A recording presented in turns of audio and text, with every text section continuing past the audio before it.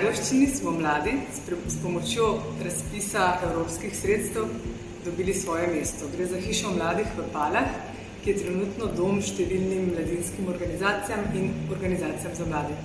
In prav naša organizacija, Mladinski svet Ajdovščine, je takrat več kot 10 let nazaj sodelovala pri pripravi tega evropskega razpisa in tudi omogočila, da ta hiša danes stoji in živi. Tako to pomeni, da so evropska sredstva prispevala k kakovosti življenja mladih v našem lokalnem okolju in to se nam zdi še kako pomembno.